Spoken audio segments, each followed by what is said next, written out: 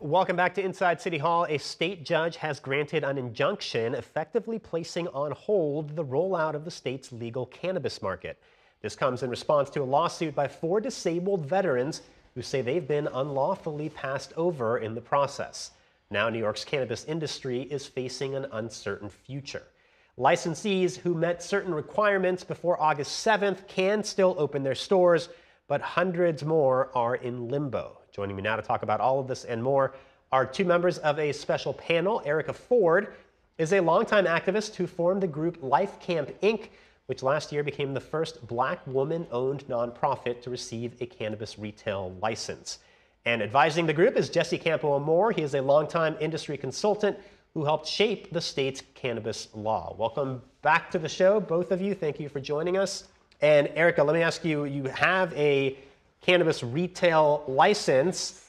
You haven't been able to open your store, and now everything is on hold. So talk about where you are in the process. Well, we're in the process. We had 2 locations that were approved, and the landlords just went left on us. One said, I don't want to sell cannabis. When we got to the point of getting ready to sign the LOI, to me, it was straight racism. I can't say, but, you know, and then the next one just thinks. So those 2 places were approved. So we could have been open if we didn't have these kind of things. And that's something that, and now we found another place. We went to put in the location, and then the injunction happened. And so now we're waiting for the outcome of this. And we got to prove that we spent money and prove that we put in time and labor from the time that the cannabis license was given to us to now to be authorized to move forward. Right. And just backing up for a second, what's at issue here is the decision by the state to give the first round of licenses to justice-involved individuals, meaning people who they or a close family member had a past marijuana conviction, or nonprofits like yours that serve that population. And now that very process is what's being challenged in court. That's right. And just for some context, what's unique about that is, let's look at the beginning of legalization in America, which really started on the West Coast in California. In California, in order to get adult use passed in that state, they had to get certain stakeholders on board, parents and PTAs, law enforcement officers. And what they did is they said, if you had an arrest related to cannabis, you can not only not have a license in the industry, you couldn't be an employee in the industry. And so lo and behold, who gets alienated from the industry? Black and brown people who are overwhelmingly arrested on the war on drugs. And so New York was the first in the country to say, let's prioritize that group. Let's make them the first to get a license in this market. And that's being challenged right now. So let me ask you this, though. The lawsuit in question was brought by a group of 4 disabled veterans, and they have, their case is that disabled veterans was actually one of the groups, social and economic equity group that was specifically named in the marijuana legalization law as a priority group, and they did not get priority when the licenses were handed out. And that's sort of the crux of the legal case. And I think there was a lot of people listed, and I think that what the state did was correct, that those people who were directly impacted by the war on drugs are the ones who are getting the first priority, because if you look in those communities, the devastation didn't allow these people to get access to resources. I'm a daughter of a soldier who went to war and died in Vietnam. He was a sergeant in Vietnam. He chose that job, right? I didn't choose for the war on drugs to happen in my community, neither did any other Black or Latino man or woman. And so when we talk about equity and real equity to clean up what happened in our community, it needs to happen first, more than anything else that they're looking to do. And we know that it's not the veterans that are pushing this call. That's right.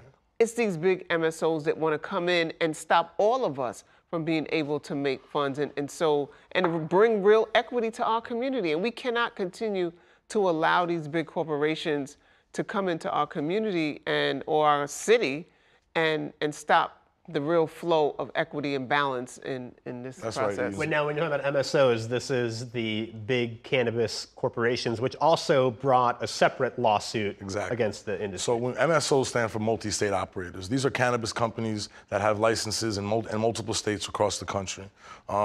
There is a coalition called the Coalition for a Safe and Regulated Cannabis Industry in New York. They brought a lawsuit prior to the veterans that has the identical legal theory as part of their argument. And that coalition also submitted a memo in support of the veterans to be heard in court when the veterans had their case heard last week. And so, we don't see a separation in the two in terms of who's behind this effort. We really see it as big cannabis. And look, this is not a unique tale. On face value, big corporations versus small businesses, big corporations aiming for world domination as they do. But when you start to peel back the surface and look at the history behind cannabis, an industry that was built on the backs of black and brown people, but the legal industry, less than 6% of C-suite positions are men and women of color or women at all. And so there's no diversity right now in this market. There's no inclusion. And New York is actively trying to do that. Right. But beyond that, from a historical perspective, when you look at all of the risks, all the challenges that are happening in black and brown and poor communities, things that are endemic of poverty, right? It all goes back to deprivation of economic opportunity. Mm-hmm. Here, New York State has provided a license that purely is an economic engine, will provide jobs, reinvestment, and potentially pride back into communities. And yet again, these big corporations are using the legal system to create a barrier to prevent them from doing that. Right. And so we want to draw attention to that. But it seems like the legal question here is pretty simple. I mean, the idea of prioritizing justice-involved individuals and nonprofits, it just wasn't explicitly written into the law, right? It seems like an easy. You were there when the marijuana law was written. Part of what the legal case is arguing is that the law talked about making sure that that there was no prioritization when the licenses would be available and released. And so by making it only available first for the justice-involved individuals and not other social equity groups, they're challenging the constitutionality of that. Look, Albany can go right now and ratify the card program, right, make it part of the MRTA, and this is a moot issue. Right. And so there are measures to do that. But that requires calling Albany back into session in the middle of the summer. We know they don't like to do that.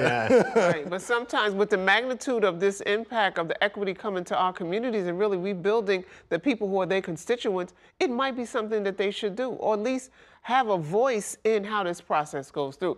Because the law is the law until it ain't the law. And we see it now. Because we got arrested, right? People, and my brother got arrested so many times for possession of marijuana, right? And now everybody has marijuana, right? And so the law is the law until it ain't the law. But Bobby, I think what also needs to be understood is that there is a harm right now that is being created through this lawsuit and through this TRO. Correct. People like Erica, people like Happy Monkey, people like Con Bud, people like Gotham Buds were told, they were given a license by the state and told, go spend time, money, and resources to open up a store. Some of them now are paying rent for a store. They fully built out the store. They're paying staff that they can't yet get to work, and they bought goods that they can't sell. And they're just burning away. And you have to realize that the opposition, that was part of their calculus, is to eat away. Is that of the 462 people that received the license, how many of them can withstand 2 to 3 months of no activity?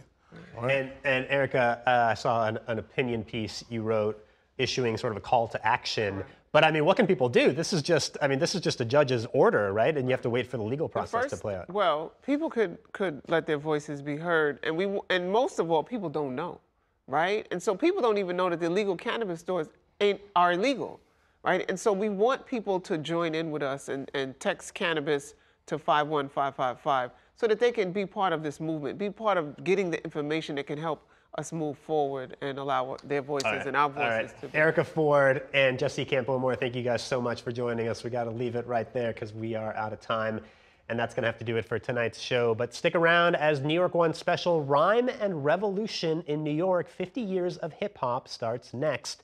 Dean Meminger will be hosting with guests including our own Errol Lewis. Thanks for watching and have a great evening. We will see you the next time on Inside City Hall.